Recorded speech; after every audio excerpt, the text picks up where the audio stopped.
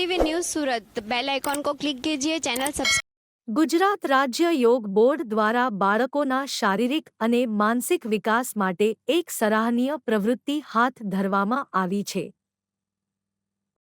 સુરતના છાપરાભાઠા વિસ્તારમાં આવેલી રત્નસાગર વિદ્યાલય ખાતે 7 થી 15 વર્ષના બાળકો માટે ખાસ નિઃશુલ્ક સમર યોગ કેમ્પનું ભવ્ય આયોજન કરવામાં આવ્યું હતું।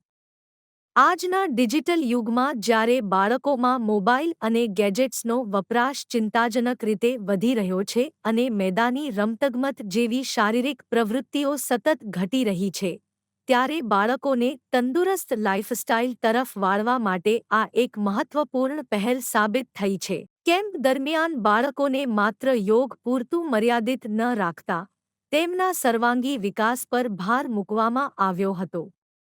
ગુજરાત રાજ્ય યોગ બોર્ડના સિનિયર યોગ કોચ અને ex coordinator Shri Hemalbhai Prajapati, trainer Shri Karunaben Tripathi તથા બ્રિજેશભાઈ પારેખ દ્વારા બાળકોને ખૂબ જ સરળ અને રસપ્રદ શૈલીમાં માર્ગદર્શન આપવામાં આવ્યું હતું।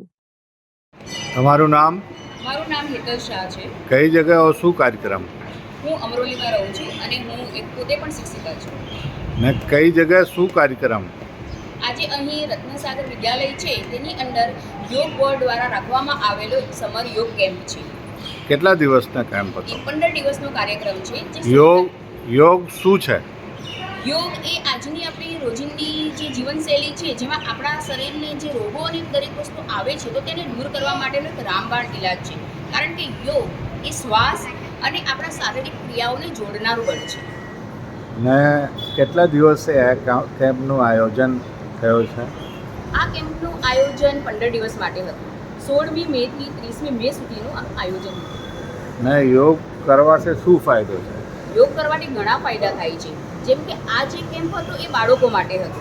જો નાનપણથી જ બાળકો પોતાના સ્વાસ્થ્ય માટે જાગૃત થશે તો આવનારા દિવસોમાં જે અત્યારના પેઢીને જે રોગો આવી રહ્યા છે, 20ની એજથી 18ની એજથી હાર્ટ એટેક આવે છે, ડાયાબિટીસ આવે છે, તો આવા રોગથી આપણા બાળકો ચોક્કસ જાગૃત હશે તો તેઓ બચી શકશે।